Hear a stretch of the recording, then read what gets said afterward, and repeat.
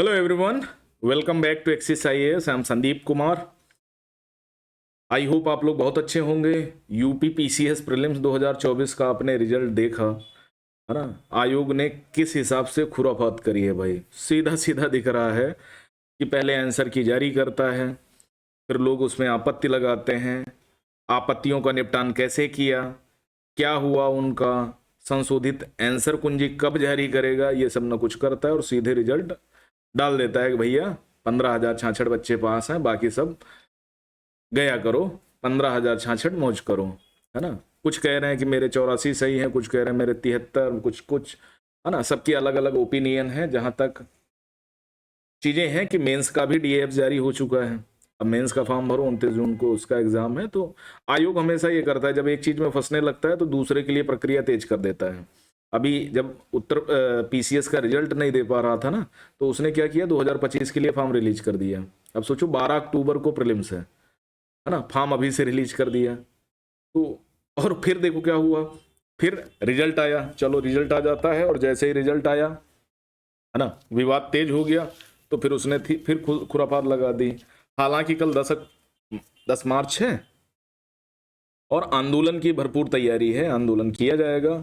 कैसे क्या होगा वो चीज़ें आपको टेलीग्राम चैनल पे मिल जाएंगी, तो टेलीग्राम चैनल को ज्वाइन करें और आरओ के लिए थोड़ा सा आवाज़ उठाएं, जिससे आपका काम हो सके। हम आज यूपी पीसीएस प्रीलिम्स 2025 के लिए रोड मैप तैयार कर रहे हैं। कैसे क्या करना है, कितने कहाँ से क्वेश्चन आते हैं, किस टॉपिक पे कितनी मेहनत करनी है, कितने दिन में करनी है, और कैसे रिवाइज करना है कि ज़्यादा से ज़्यादा आउटपुट मिले। क्योंकि इस बार का प्रीलिम्स 22 दिसंबर को जो हुआ, अपने आप में बड़ा चैलेंजिंग था, है ना। दिमाग नहीं काम कर रहा था, कैसे करें कैसे नहीं करें, और मेरिट बहुत डाउन हो गई। हालांकि यूपीपीएससी ने उसमें भी खेला कर दिया, है ना। तो समझ लेते हैं किस टॉपिक से कितने क्वेश्चन आए और आगे के लिए हम क्या ध्यान दें और कैसे उनको तैयार करें। सबसे पहला जो टॉपिक है ना, करंट अफेयर्स, जिसके पीछे आप हाथ धो के पड़े रहते हो भैया, कितनी न्यूज़पेपर पढ़ लें, कितनी पत्र पत्रिकाएं पढ़ लें, कितनी मैगजीन्स पढ़ लें और आपका करंट अफेयर्स तैयार हो जाए, है ना। बहुत परेशान रहते हो, हजारों यूट्यूब चैनल भी देख डालते हो। तो मैं हमेशा एक बात ये कहता हूं कि 10 सोर्स पढ़ने से बेहतर है एक सोर्स को 10 बार पढ़ो। आपका यूटिलाइजेशन बहुत बेहतर होगा, आपको चीजें तैयार बहुत जल्दी होंगी। आप 25 किताबें पढ़ते हो, सबका कॉन्सेप्ट थोड़ा अलग है, और ना तो वो 25 तैयार हुई हैं आपको कभी, ना तो आपका करंट अफेयर्स मजबूत हुआ। तो करंट अफेयर्स में कुल 25 क्वेश्चन पूछे गए थे, जिसमें सर्वाधिक कठिन प्रश्न 24 थे। 9 मध्यम श्रेणी के थे और 2 अत्यंत सरल श्रेणी के थे। ठीक है, तो करंट अफेयर्स के पीछे आपको बहुत ज्यादा नहीं भागना है। इससे क्या समझ में आया, कुल 150 क्वेश्चन आते हैं फर्स्ट पेपर में। 150 में 25 क्वेश्चन आपके करंट अफेयर से आ गए। आप ठीक से अगर प्रिपेयर कर रहे होगे, थोड़ा बहुत करंट 1 घंटे सवा घंटे ध्यान देते होगे, न्यूज़पेपर पढ़ते होगे, है ना, या किसी मैगजीन को पढ़ते होगे, तो ये मान के चलो 25 में से आपको 10 करंट अफेयर्स करने हैं, बस। इससे ज़्यादा नहीं कि आप करंट अफेयर्स के पीछे हाथ धो के पड़ जाओ और 125 क्वेश्चन के लिए आपको टाइम ही ना मिले। ओके, तो इस हिसाब से प्रिपरेशन करना है कि करंट अफेयर्स आपको तैयार करनी है। इट्स ओके, मेंस के लिए तैयार करनी है, क्योंकि मेंस में 70% 50 to 70% बर्डन होता है सेकेंड थर्ड पेपर में, इस यूपी स्पेशल में। ओके, तो करंट अफेयर से 25 क्वेश्चन, जिसमें 14 अत्यंत कठिन, 9 मध्यम श्रेणी के थे और 2 आसान प्रश्न थे। करंट अफेयर्स के समसामयिकी कोई ले सकते हो, दृष्टि करंट अफेयर्स, है ना, ध्येय आईएएस, कोई भी ले सकते हो। सब में कॉन्सेप्ट लगभग एक ही है। बस इतना कहूंगा कि एक चीज को पढ़ो, करंट अफेयर्स जो आप पुस्तक पढ़ते हो उसी का वार्षिक संस्करण भी पढ़िए, किसी के कहे में मत आइए। सब किताबें एक टाइप से तैयार होती हैं लगभग। ठीक है, कि आपने चलो दृष्टि आईएएस से आपने मंथली करंट अफेयर्स पढ़ा और जब एग्जाम देने की बारी आई तो आपने करंट अफेयर्स समसामयिकी से पढ़ने लगे, आपने ध्येय आईएएस का समझ लिया। तो इधर उधर नहीं भागना है, जो आपको करना है आदि से अंत तक वही करना है। ठीक है, दूसरा है प्राचीन भारत।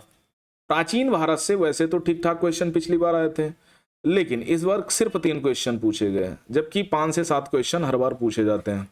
इस बार एक कठिन प्रश्न था, एक मध्यम श्रेणी का था और एक इजी टाइप का था। ओके, देखो अभी मैं लास्ट में कॉन्सेप्ट पूरा बताऊंगा कि आपको क्या नहीं करना है और क्या जरूर करना है। ठीक, उसके बाद मध्यकालीन भारतीय इतिहास से 6 प्रश्न पूछे गए, जिसमें 4 बहुत कठिन थे। मध्यम श्रेणी का शायद एक भी क्वेश्चन नहीं था, 2 अत्यंत सरल श्रेणी के क्वेश्चन थे। उसी तरह आधुनिक भारत से इस बार बर्डन बढ़ाया गया, 16 क्वेश्चन पूछे गए, 8 बहुत टफ थे, 7 मध्यम श्रेणी के थे, 1 सिंपल टाइप का क्वेश्चन था। अभी तक क्या होता था ना, इन 3 सेगमेंट से 16, 6, 22, 3, 25 लगभग 30 क्वेश्चन के आसपास पूछे जाते थे, जिसमें 12 क्वेश्चन के आसपास अत्यंत कठिन होते थे और लगभग 10 क्वेश्चन के आसपास मध्यम श्रेणी के थे और बाकी सिंपल टाइप के क्वेश्चन पूछे जाते थे। लेकिन इस बार पैटर्न बहुत तेजी से चेंज किया। अब गुस्से में किया, क्यों किया, वो तो आयोग ही जाने भैया, वो जाने, उनका काम जाने, हम क्या ही कर सकते हैं। जो जैसा रिजल्ट दे दोगे, जितना करप्शन चाहोगे कर लोगे, ट्रांसपेरेंसी नहीं रखोगे, हम क्या कर सकते हैं, ठीक है। लेकिन हाँ, वोट देते समय हम आपको आपकी औकात जरूर बताएंगे और यही करना है हमें, है ना। अगर आप हमारे लिए बेहतर नहीं कर सकते तो हम आपके लिए बेहतर क्यों सोचे भाई, जाओ आप अज्ञातवास में, ठीक है। तो ये है पोजीशन। तो इतिहास का प्राचीन भारत, मध्यकालीन, आधुनिक, तीनों सेगमेंट को बराबर पकड़ना है। ऐसा ना हो कि आपने 2 चीजें छोड़ दी, आधुनिक भारत में टिक गए। तीनों टॉपिक करने हैं क्योंकि अभी आपके पास बहुत टाइम है, ठीक है। बहुत टाइम का मतलब पढ़ना है, ऐसा ना करना कि नहीं छोड़ दो कि सर ने कहा था बहुत टाइम है और अब पढ़ना बंद, ठीक है। तो एक तो ये हो गया आधुनिक भारत तक का आपका सारा। उसके बाद जो आई बात भारत के भूगोल की आई। अब पिछली बार क्या हुआ था, 22 क्वेश्चन थे। अगर 2023, 22, 21 का पेपर देखें तो 11 क्वेश्चन इससे पूछे गए, 11 क्वेश्चन इससे पूछे गए, ठीक है। तो भूगोल का जो टॉपिक है ना, ओवरऑल क्वेश्चन बराबर हैं, लेकिन यहां पर भौतिक भूगोल से इस बार 9 प्रश्न पूछे गए, ठीक है। तो भारत के भूगोल से 10 प्रश्न पूछे गए, जिसमें 5 क्वेश्चन अत्यंत कठिन थे, 5 मध्यम थे, 0 क्वेश्चन सरल एकदम क्वेश्चन कोई नहीं था। विश्व का भूगोल से 5 क्वेश्चन रहे, 1 अत्यंत कठिन था, 2 मध्यम श्रेणी के थे, 2 क्वेश्चन बहुत सरल थे, ओके। भौतिक भूगोल से 9 प्रश्न पूछे गए, जिसमें एग्रीकल्चर, नदियां, पहाड़, तालाब, ये दुनियादारी आप देख सकते हो, ठीक है। और इसको आप चाहो तो इन्वायरमेंट के लिहाज से भी तैयार कर सकते हो। 2 क्वेश्चन बहुत टफ थे, 5 मॉडरेट टाइप के थे और 2 क्वेश्चन सिंपल टाइप के थे। उसके बाद विज्ञान पोर्शन में भौतिक विज्ञान से 2 क्वेश्चन मॉडरेट एंड सिंपल, रसायन विज्ञान से 2 क्वेश्चन सिंपल टाइप के, जीव विज्ञान से 9 क्वेश्चन, 5 मॉडरेट और 4 सिंपल टाइप के, ओके। तो ये 4 टॉपिक आपके हो गए, ये 4 टॉपिक हो गए। कुल मिला के देखें तो लगभग 70% क्वेश्चन पेपर इन्हीं 4 टॉपिक से पूछा गया। उसके बाद सिंपल, एक और सिंपल सा टॉपिक है राज्य व्यवस्था।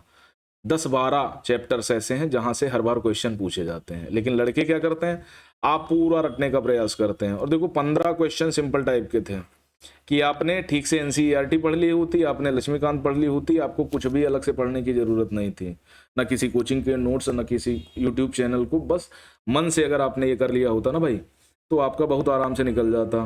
तो 21 क्वेश्चन इंडियन पॉलिटी से पूछे गए, जिसमें 6 मध्यम टाइप के थे और 15 क्वेश्चन अत्यंत सिंपल थे। आर्टिकल बेस्ड क्वेश्चन हो सकते हैं, प्रेसिडेंट के बारे में, गवर्नर के बारे में, मंत्रिपरिषद के बारे में, फंडामेंटल राइट्स, डीपीएसपी, पंचायती राज, ये सब सिंपल टाइप के टॉपिक हैं जो आए दिन खबरों में रहते हैं। भाई इन पर क्यों फोकस नहीं करते आप लोग, क्यों इधर उधर दौड़ भाग कर रहे हो, यहां फोकस करो ना। उसके बाद इकोनॉमी, आर्थिक एवं सामाजिक विकास से 23 क्वेश्चन आए, 2 क्वेश्चन बहुत टफ थे, 12 क्वेश्चन मॉडरेट टाइप के थे, 9 क्वेश्चन सिंपल टाइप के थे।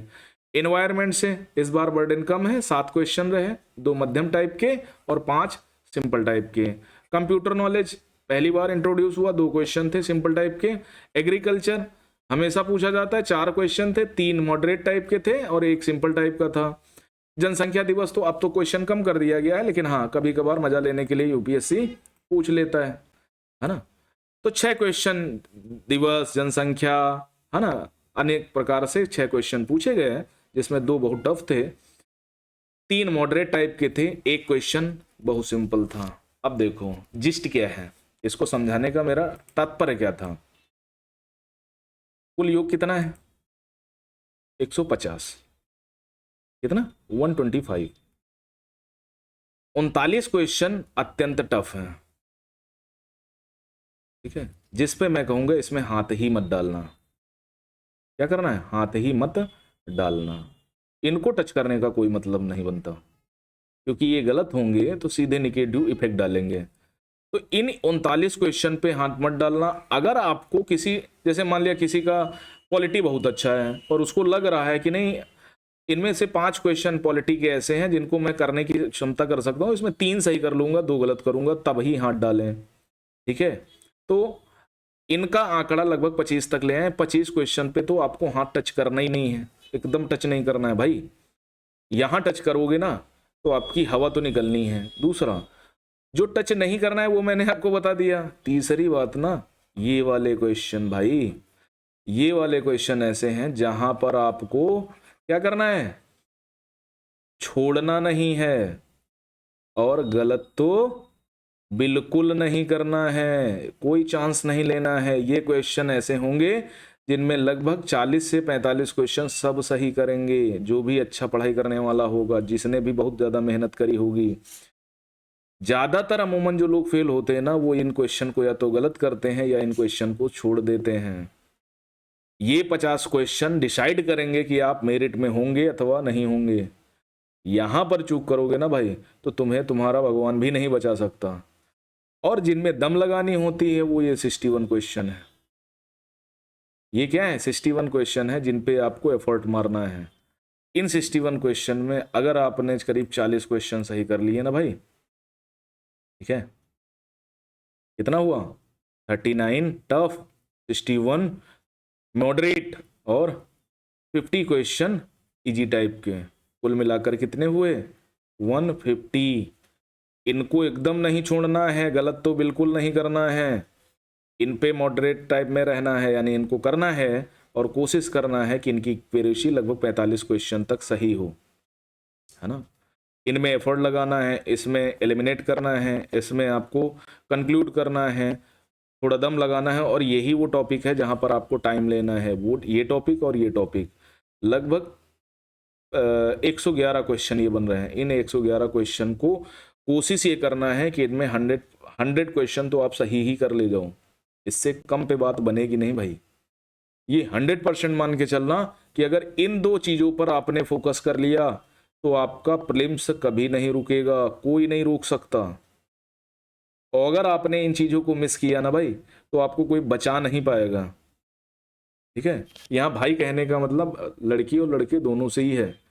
ठीक है, तो दोनों लोग समझ लो कि अगर आपको यूपीएससी का प्रीलिम्स निकालना है, और बहुत ज़्यादा हार्ड वर्क एक करने वाले होते हैं कि 8 घंटे 12 घंटे पढ़ ही रहे हैं, एक वो होते हैं 4-6 घंटे में पढ़ के कॉन्सेप्ट समझ के काम निकाल लेते हैं। सप्ताह में वो 6 दिन पढ़ते हैं, कूल रहते हैं, है ना, इधर उधर घूम फिर आते हैं, जिंदगी को एंजॉय भी करते हैं और तैयारी करने पे आते हैं, तैयारी भी अच्छे करते हैं। एक वो वाले टाइप होते हैं कि जो लगे पड़े हैं सुबह से शाम तक मटिहल माहौल में, अपने आप को कोस रहे हैं, गरिया रहे हैं, लेकिन फिर भी उनका नहीं निकल रहा है। तो क्यों भैया नहीं निकल रहा है? क्योंकि आप कॉन्सेप्ट पे काम ही नहीं करते, आप स्ट्रेटजी बनाते ही नहीं हो। बस आपने पढ़ना शुरू कर दिया, कहाँ से क्या पढ़ना है, कहाँ छोड़ना है, वो आपने कभी देखा ही नहीं। तो भैया प्रीलिम्स आपका कभी नहीं होगा। फर्स्ट पेपर में मैं गारंटी लेता हूं कि अगर 61 क्वेश्चन मॉडरेट किस्म के और 50 क्वेश्चन सिंपल वाले अगर आपने ढंग से कर लिए ना तो प्रीलिम्स आपका रुक ही नहीं सकता, ये मेरी गारंटी है। और मैं यही हमेशा करता हूं। मुझे जब कोई एग्जाम देना होता है ना तो मैं सिंपल पे फोकस करता हूं कि कौन कौन से वैसे टॉपिक हैं जहां से बड़े इजीली क्वेश्चन मिल जाते हैं और बड़े इजीली उनको सही हम कर सकते हैं, थोड़ा सा एफर्ट मारना पड़ता है। और कौन से वो क्वेश्चन है जो मॉडरेट किस्म के हैं जहां पर हम थोड़ा सा अपने आप को बैलेंस कर लें और यहाँ पर थोड़ा सा टाइम ज़्यादा लेकर के, 60 क्वेश्चन है, 80 मिनट ले लें हम इनमें, है ना, और इनको बड़े आराम से कर लेंगे। भाई इन 60 क्वेश्चन में कोई आपसे सब्जेक्ट का फंस गया तो आप इजिली कर लोगे। इसमें 40-45 क्वेश्चन ऐसे होंगे जो थोड़ा सा आपको लगेगा कि नहीं हाँ इनमें थोड़ा एफर्ट मारना है, और वो 40-45 क्वेश्चन आपको 1 घंटे में करना है। बस सिंपल सी स्ट्रेटजी है। 120 मिनट में आपको 150 क्वेश्चन नहीं करने, 120 मिनट में आपको 125 क्वेश्चन करने हैं, जिसमें 30-35 क्वेश्चन ऐसे होंगे जो पढ़ते ही समझ में आ गए होंगे, इसको टिक कर दो। बाकी 80 क्वेश्चन के लिए आपको 1 घंटे 90 मिनट खर्चने हैं, 100 मिनट खर्चने हैं। बस इतना कर लोगे, आपका प्रीलिम्स कोई नहीं रोक सकता। ये कंक्लूजन बेस्ड है यूपीएससी प्रीलिम्स 2024 वाले एग्जाम से जो 22 दिसंबर को आया था, है ना। बस इतना ही करना है आपको। इधर उधर भागा दौड़ी में मत पड़िए, इधर उधर के चक्कर में मत पड़िए, हंसिए मत। चीज़ें ठीक से करिए और कंक्रीट करिए, नहीं टाइम निकलता जाएगा और टाइम बड़ा क्रूशियल है मेरे भाई। एक बार निकल गया ना तो बस कोसते रह जाओगे खुद को। तो बस इतना कर लो, आपको सारी चीज़ें समझ में आ जाएंगी, आपका एग्जाम बड़े आराम से निकल जाएगा। ओके, तो आज के लिए इतना ही। थैंक यू वेरी मच, नमस्कार। मिलते हैं नेक्स्ट सेशन में, सब्जेक्ट वाइज डिस्कस कर देंगे पूरे सिलेबस को, कहाँ से कितने क्वेश्चन आते हैं, कहाँ से क्या चीज़ें होती हैं, है ना, जिससे आपको और आराम मिल जाए। तो आज के लिए इतना ही, थैंक यू वेरी मच।